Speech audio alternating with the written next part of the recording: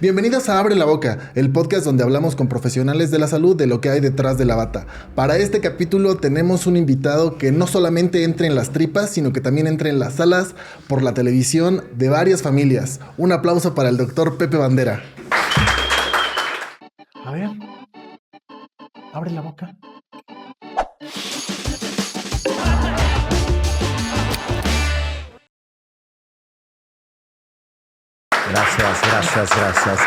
Gracias por invitarme. Gracias por haber venido, doctor. Y qué bueno que hables de esto. Se me hace interesantísimo porque casi nadie sabe qué hay. Ahora sí que detrás de las cámaras, ¿verdad? Sí, ¿qué pasa detrás de la bata? ¿Cómo están?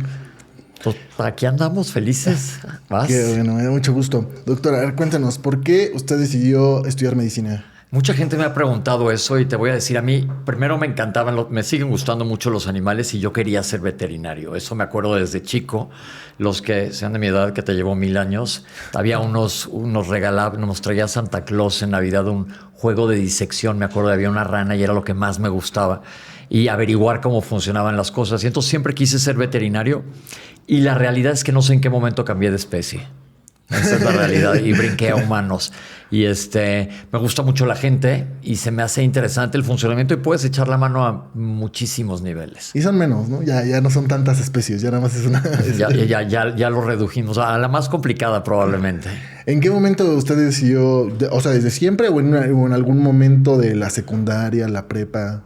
Esto de veterinaria va desde primaria y luego... Secundaria, en prepa, dije, pues quiero ser doctor. No me acuerdo exactamente en qué momento, pero siempre sabía que quería hacer eso. ¿Es de familia de médicos? No, tengo 2 tíos que son doctores, pero abuelos, papás, hermanos, no. No sigue la línea. No seguí la línea. Y cuando entré a la escuela, ¿qué tipo de estudiante era? Pues te voy a decir, la verdad, me fue bastante bien en la carrera. No me puedo quejar porque cuando estás haciendo algo que te gusta no te cuesta tanto trabajo, aunque aguas a todos los que quieran estudiar medicina. Son horas y horas y horas de estar leyendo sin parar. Libros que ahora que supongo que ya los han de hacer digitales, pero en ese entonces cargábamos así como una piedra en la espalda de libros. Como el Pípila cargábamos libros. Y pues yo llegué a la escuela y fue bien interesante porque yo ya había hecho el propedéutico y como que ahí habíamos hecho ya amigos, ¿no? Okay. Pero ahora que llegamos a la escuela de medicina, nos separaron a todos. Nos separaron en clases y nos dijeron, aquí se tienen que aprender a llevar con gente que aunque no te caiga bien, vas a tener que trabajar con ellos. Y eso fue el mero principio. Y la realidad es que hicimos un grupo increíble en mi generación. ¿Y no había gente que le cayera mal? Sí había. No muchos, pero sí había gente con la que me llevaba menos, digamos. Pero la clase, en el salón que yo estaba, nos hicimos todos súper amigos. Súper amigos y fue genial. Y luego, cuando llevas anatomía, nos volvió a pasar que pues los más amigos nos pusimos sobre el mismo cadáver. Okay. Y no, llegó el maestro y nos dijo, se separan y a trabajar con otros. Y así fue. Y así ha sido siempre en medicina, con quien te pongan a trabajar. Sí le tocó. Creo que ya ahorita ya no se trabaja con cuerpos reales. Según yo. Según yo. A mí sí me tocó todavía el sustito. No se asustó la primera vez que lo pusieron a... Pues la verdad sí es muy impresionante. Sí, era muy impresionante. Yo creo que 2 materias que eran muy impresionantes era esa y medicina forense, que era horrible también. Pero pasas tal cantidad de horas en el anfiteatro con tu cuerpo, tu cuerpo, me refiero a tu cadáver, que pues ya te lo conoces de memoria. Ajá, y secando todo el tiempo. Sí, ya se te quita esa impresión inicial. Sí. Al principio vas con un chorro de miedo y ya después estás ahí echándote tus barritas al lado de él. No nos dejaban comer, pero sí comíamos. Los docentes, ¿con ustedes cómo eran? Había de todo y eso me da mucho gusto saber que ha cambiado, porque en ese entonces no era de que te podías quejar de absolutamente nada. Jodes, perdón mi francés, pero así era. Y si no sabías, yo me acuerdo en bioquímica, le mando saludos al doctor Sergio Flores en caso de que nos vaya a escuchar algún día. Él nos daba bioquímica y el primer examen de la carrera es apréndete la estructura molecular de la glucosa y todos los aminoácidos, y el examen era a la semana. Escríbelo. La estructura molecular de todos los aminoácidos, la glucosa y no me acuerdo qué otra cosa más. Espacialmente. Entonces, pues yo creo que te lo hacía para que hicieras memoria. Aprender. Y ahí empezamos a aprender diferentes técnicas para aprenderte las cosas. Y si no pasabas, para afuera. Digo, ¿cuánta gente no se salió de la carrera? Yo creo que acabamos mucho menos de la mitad. No, sí, estudiar medicina, yo creo que, o sea, era un grupo de pollitos de colores. Cada ratito iban perdiendo. No, ya somos 3 de los. Sí, de los 10 que me quedaban, solo me quedan exacto. tantos. Sí, eso se fue depurando, diluyendo muchísimo. Y sí, es una carrera de resiliencia, además de tener que estudiar, porque por otro lado, también era importante que todos tus amigos de prepa y demás como que arrancan y tú sigues ahí atorado años. No, ellos ya tienen su casa, ya tienen su familia, su coche, y tú sigues en el Y tú internado. no ganas nada. Nada. Pues antes del internado, yo me acuerdo cuando ya era interno, antes del internado, los últimos años de la carrera, con una amiguísima que seguimos íntimos, que es mi hermana y mi súper cómplice Malina. Su mamá vendía ropa y tenía saldos y nos íbamos a los tianguis a vender porque, pues, para tener dinero, porque pues no ganas un peso y estás todo el tiempo encerrado en un hospital. Y de los docentes, ¿no recuerdas si algún docente que fuera muy exigente? No, muchísimos. Había unos terribles y había otros increíbles. Yo tengo un respeto especial por mi profesor de fisiología, el doctor Leopoldo Nieto. Él nos dijo cuando empezamos a llevar fisiología, para los que no sepan qué es fisiología, es cómo funcionan las cosas. Dicen, él nos dijo, si tú sabes cómo funciona un excusado, un WC, y se descompone, lo vas a poder arreglar. Si tú entiendes cómo funciona un organismo y se descompone, lo vas a poder arreglar. Entonces, con esa visión, él era exigentísimo. Todo el mundo le tenía terror. Era el terror de la universidad el doctor Nieto, porque era súper exigente y bravo y te sacaba de su clase, etcétera. Pero me fue súper bien y fue mi materia favorita de toda la carrera. Y creo que la llevábamos, ya no me acuerdo bien si 2 o 3 semestres. Pero él era un maestro bárbaro. Y luego, pues había de todos. Había de todo tipo de maestros. Me acuerdo que en ese entonces hasta fumaban adentro de la clase. Era otro México. Sí, era otro momento. El profesor de histología fumaba y dejaba sus cigarros uno tras otro y se fumaba 6 durante la clase de histología. De 1 hora. Sí, fumaba muchísimo. Luego, el doctor Nieto tristemente se murió en el terremoto. En el último terremoto grande, sí supe, pero era un tipazo y le agradezco muchísimo todo lo que aprendí de él. Y sí, había maestros también que eran mala onda de que no sabes, lárgate de la clase. O yo me acuerdo, fui jefe de grupo a partir del segundo año de la carrera y luego presidente de la sociedad de alumnos, y así era muy movido. Pero yo creo que eran doctores en ese entonces muy jóvenes que decían, pues estos están estudiando medicina, me los voy a foguear para que les vaya como fuera. Y me acuerdo que uno llegaba y decía, ¿quién es el jefe de grupo? Yo me tronaba dedos. Vete por un café. Ay, sí, claro. Sí, ve y tráeme un café. Híjole, era como muy mala onda y no podías decir nada. Pero yo me acuerdo que a veces me quitaba las agujetas, las metía al café y me las volvía a poner para regresarle el café. Me agujeteado. El calcetín, el calzón. Pues no, el calcetín, pues no, tampoco me lo hubiera tenido que poner de vuelta el calzón. Cafeteado hubiera estado terrible. Yo he andado así. Ir andando con mando por la escuela. Eran muy estrictos Bueno, y todavía fue eso más adelante también la residencia, en cómo íbamos vestidos totalmente de blanco a la escuela en ese entonces. Pues ahorita creo que todavía de repente, sí, pero sí de bata y Pero la carrera fue increíble, de veras hicimos un grupo de amigos sensacionales. ¿Y no era fiestero? Éramos bastante fiesteros ese grupo y en ese entonces pues uno no conocía las crudas, ahorita no hay manera. Y sí nos enfiestábamos, salíamos mucho a comer cuando teníamos tiempo los fines de semana. Yo me acuerdo el día que nos graduamos, todos vestidos de blanco y con bata, nos fuimos a la feria de Chapultepec a subirnos a la montaña rusa. Así, tal cual, nada más entramos y la montaña rusa ya ni existe, ya la quitaron. Pero sí éramos fiesteros y luego en el internado también. Fue otra etapa increíble, pero pues ahí ya te diluyes mucho. Pero ya dejas de ver a tu círculo de la carrera. ¿Qué tomaban? ¿Qué les gustaba tomar? Cubas, era para lo que te alcanzaban entonces. ¿Pero de qué? ¿La Aztequita de Oro? Era Bacardí blanco con coca. Rico. Sí. Así éramos fiesteros de Cuba. Sí, no. Muchas fiestas hacíamos.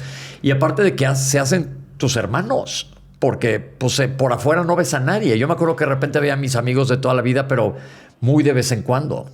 Sí, porque pues, no te daba tiempo y mucho era vamos a juntarnos a estudiar y no estudiabas nada. Digo, se volvía fiesta. Jugábamos póker, eso me acuerdo mucho. O luego te salías a desayunar, era la tocada también en la carrera salirte a desayunar siempre. Tenemos una tarjeta de visitante frecuente de cierto restaurante. Y pues así era increíble, era muy padre, pero sí, veías como pues cada semestre quedábamos menos y menos y menos. ¿Y en qué momento decidió la especialidad? No, ¿Por qué bueno, y luego decidió ya entramos al internado, que yo creo que el internado fue crucial. Y el año, híjole, el internado es bien duro. Sí, Yo digo sí, que eres sí. lo más bajo en la escala de Darwin, así que eres un renacuajo y te tratan como Eres tal. el trapo para limpiar todo. El trapo para limpiar y aparte pues no sabes mucho porque tienes casi pura teoría y te avientan a un hospital a trabajar y aterrado. Pero ahí ya nos combinaron con diferentes escuelas y hicimos un grupazo de amigos en el internado, amiguisísimos.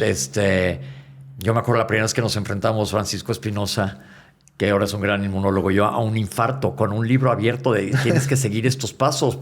Y era con un electrocardiograma, no había todo lo que hay ahorita. Atender partos y arreglártelas en ese momento. El internado fue increíble y a perderle miedo a los pacientes. Pero me acuerdo que estaba yo en el internado y me dice una paciente, ¿y puedo tomar jugo de naranja? Y dije, no sé, ninguna materia me dijeron si podías tomar jugo de naranja o no. Cosas así. Pero el internado fue increíble. Luego ya me fui al servicio social. ¿Dónde lo hizo? Lo hice en... No puede ser que se me esté olvidando. Espérenme, ahorita te digo cómo se llama. Rumbo a la Peña de Bernal. Pero era una clínica, en un hospitalito.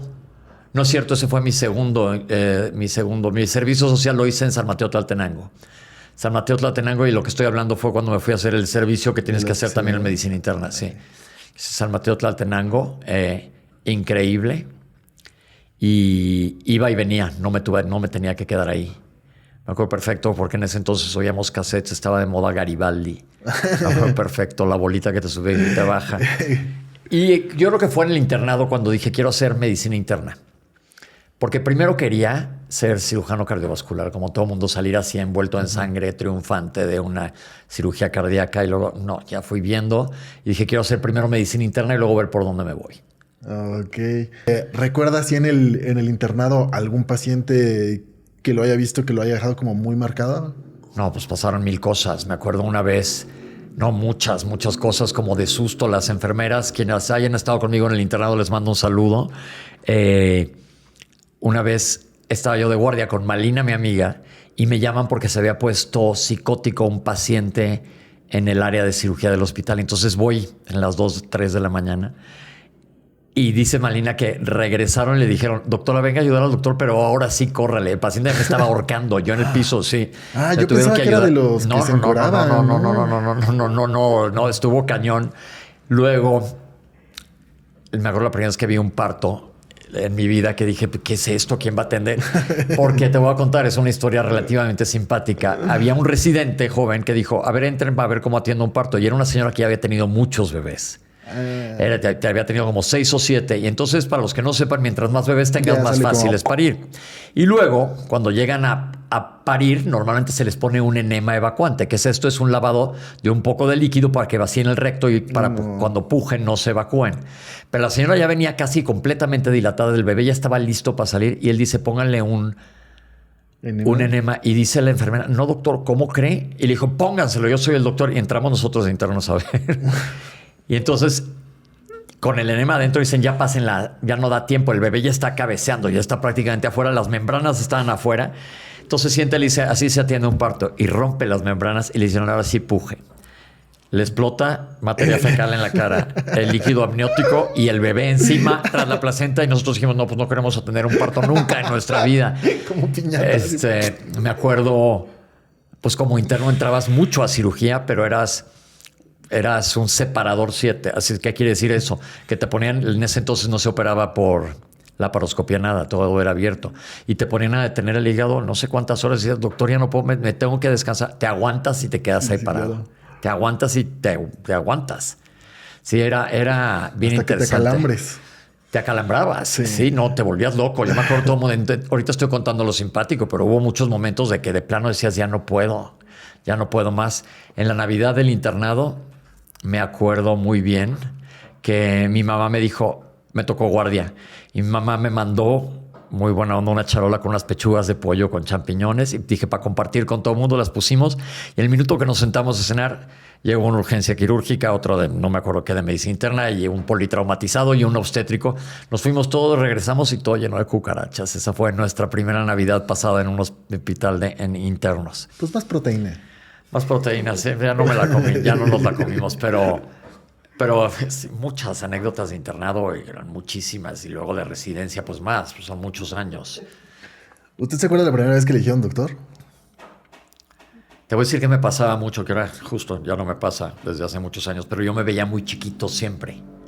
Entonces no me decían doctor, ¿y usted me va a atender? Pues sí, que no hay alguien más grande. Me da mucho coraje, pero cuando te decían doctor, los primeros que te dicen doctor son tus profesores. Ajá. Desde el principio, oye doctor, y ya te sientes que flotas. Sí, me acuerdo perfecto. Sí, nos creíamos mucho con eso. Y luego toda la vida, hasta ya habiendo acabado residencia y trabajando y todo, me decían, no hay nadie más grande, pues soy yo. Y ahora no hay nadie más chico. ¿Recuerda algún regaño importante en el internado? Hice mi internado en un hospital de monjas. Y puras madres. Mentábamos madres.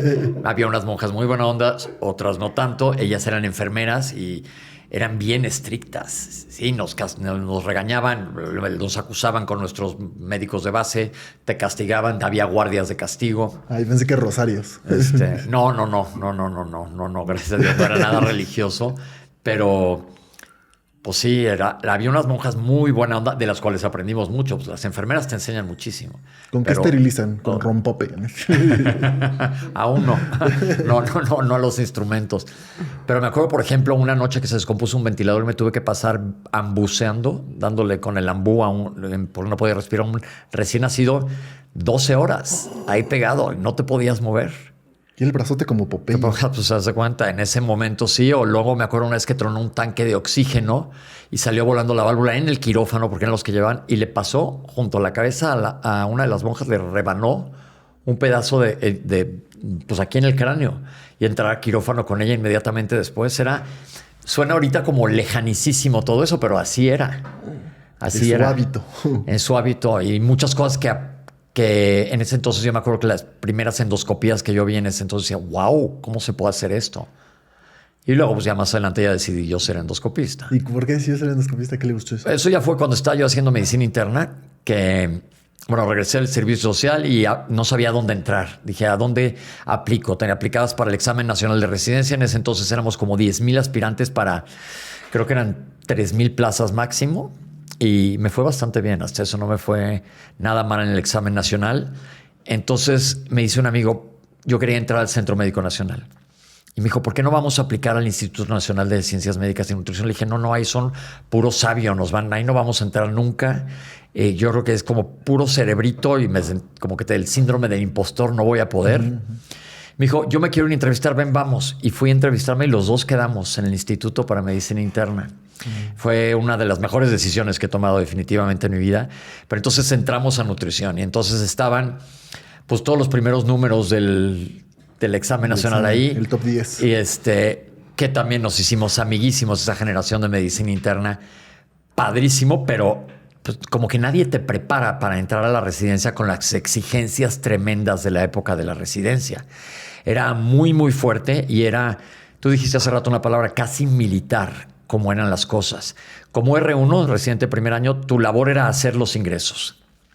Entonces, en la mañana los presentabas y en la tarde ya dejaban ingresar a los pacientes y tú tenías que hacer las historias clínicas, que eran extensísimas en el instituto, y no había computadoras, las hacíamos a mano, a máquina.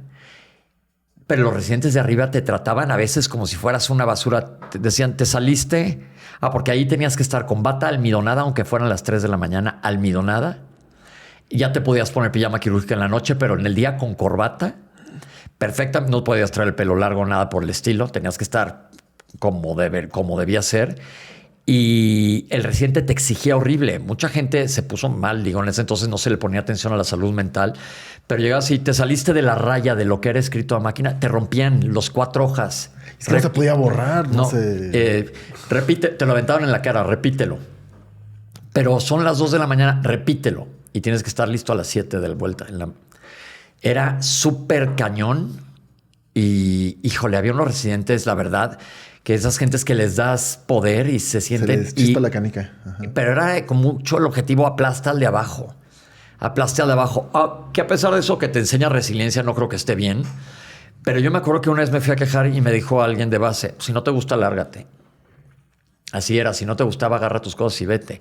Pero hubo gente que cayó en depresión, que en ese momento probablemente no se sabía que era depresión, ataques de pánico y demás, de compañeros, comías fatal.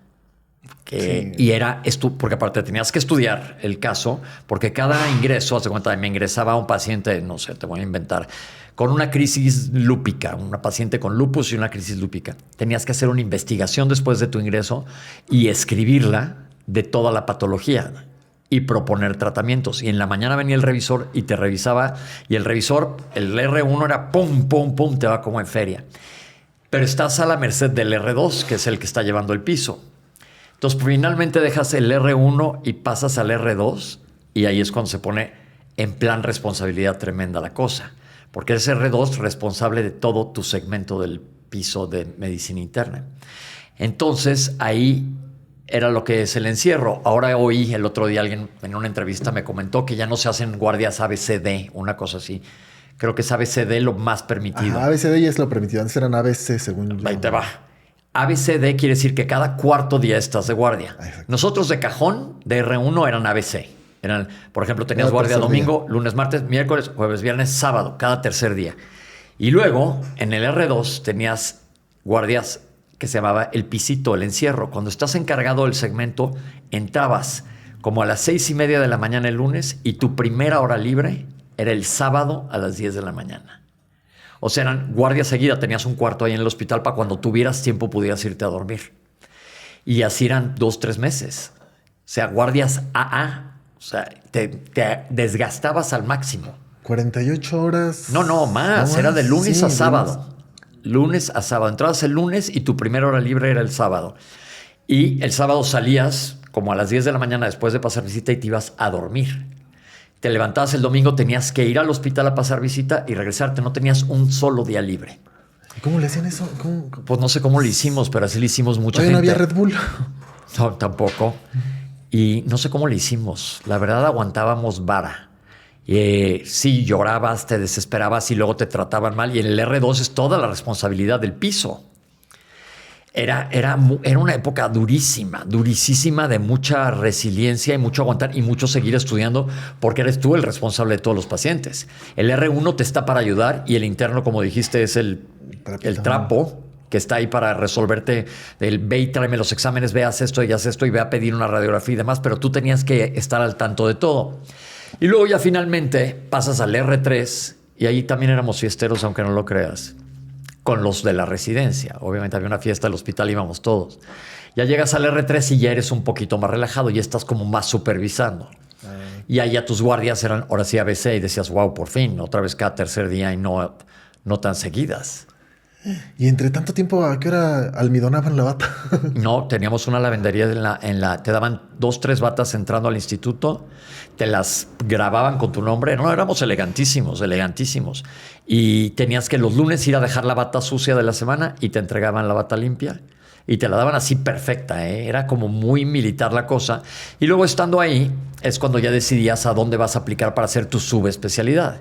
Y a mí me gustó gastroenterología porque combinabas mucho medicina interna con algo que hicieras manos quirúrgico como con meter manos, que es la endoscopía. Entonces, pues ya me apliqué a entrar a gastroenterología y me aceptaron y ahí me quedé. En gastroenterología y ya es más leve, lo digo entre comillas, a lo que había sido los años anteriores.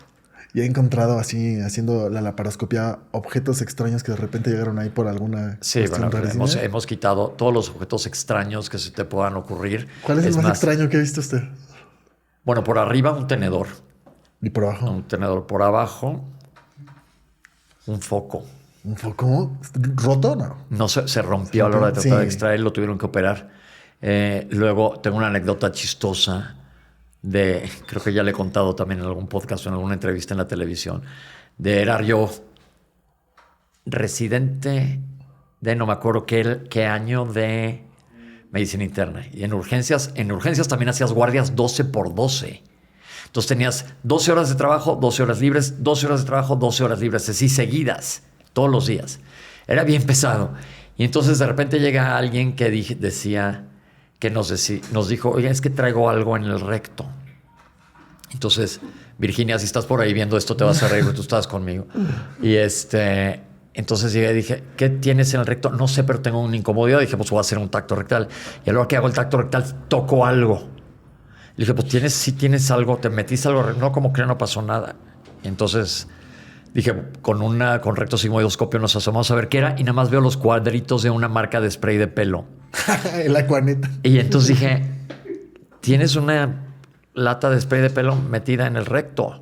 Ay, doctor, no sé cómo habrá pasado eso. Podrá pasar si me senté muy rápido. Y la interna nada más hizo y se tapó la boca. Le dije, volteé a ver a la interna con ojos de pistola de cállate la boca. Aquí es el respeto al paciente ante todo, ¿no?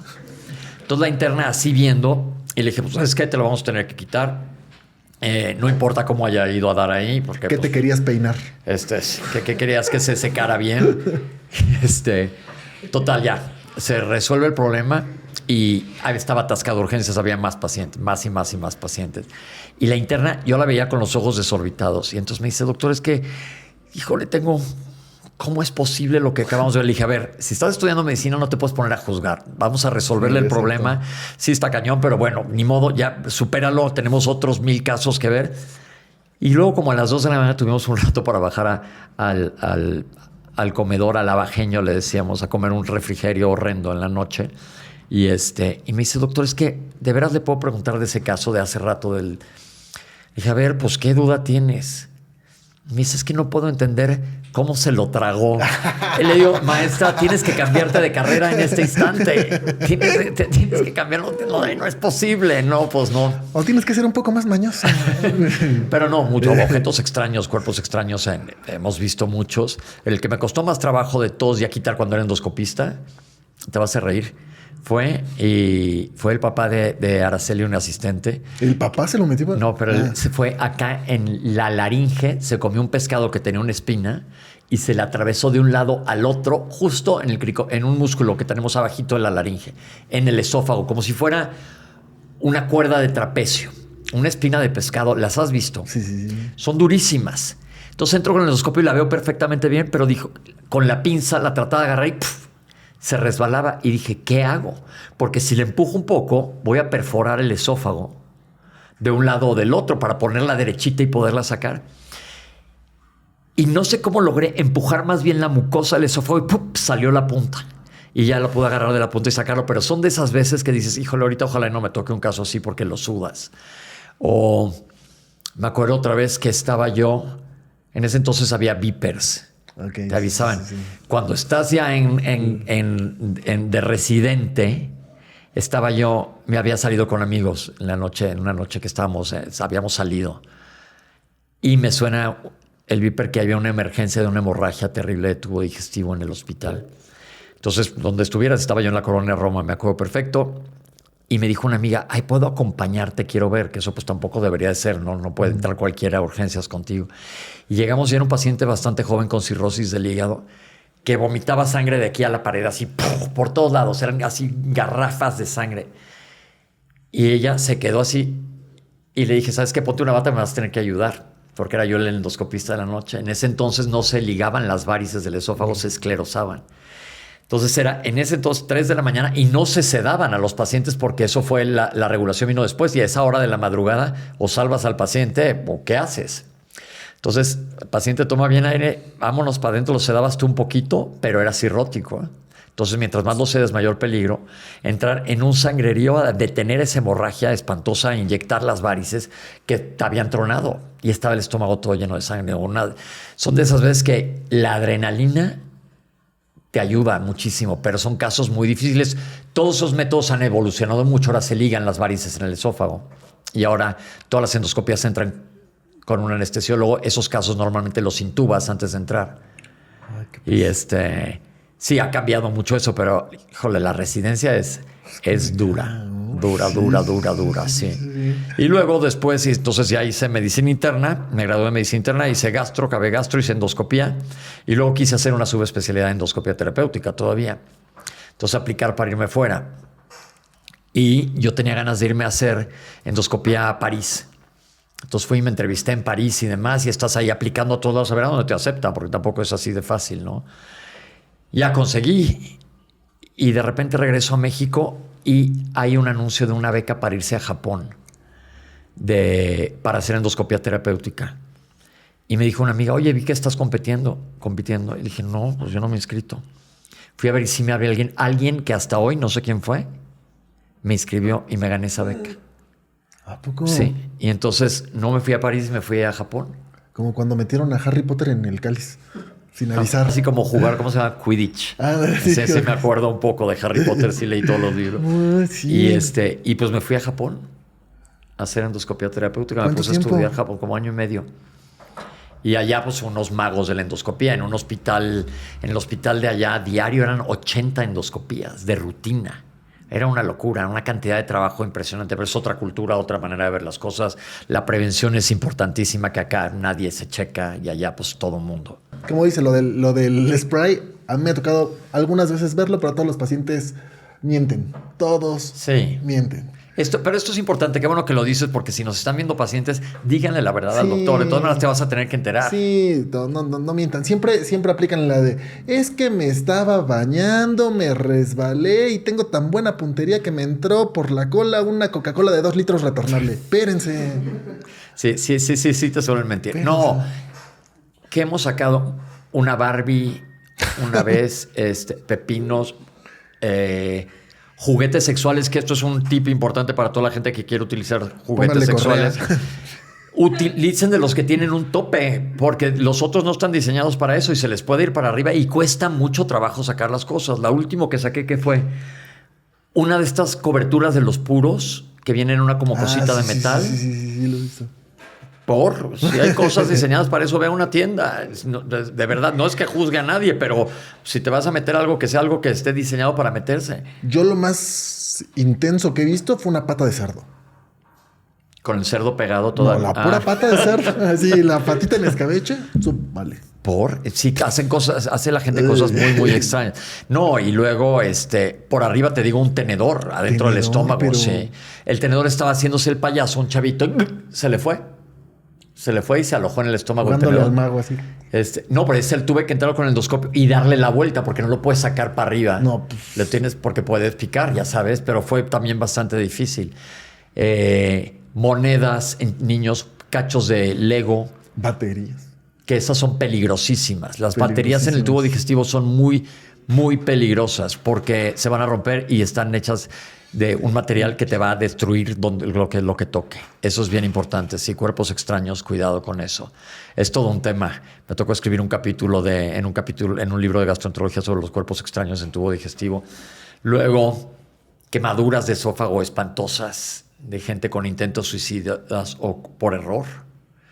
En el servicio social también me tocaron anécdotas muy fuertes, muy, muy fuertes. Porque ahí también estás solo y sin mayor equipo con qué trabajar. Me trajeron una señora que se había desbarrancado en una cobija. Así me acuerdo que estaba inconsciente la señora. Entonces abrí la cobija y le metí la mano en la cabeza para levantarla y ya traía todo el cerebro en mi mano. Pobrecita, sí, ya no hubo qué hacer. No. Luego ahí yo tengo fobia de las serpientes. Y un día llegó uno que estaba trabajando en la milpa y que le mordió una serpiente. Y ya traía el brazo impresionante, la respuesta al veneno de un crótalo. Crótalos son de cascabel.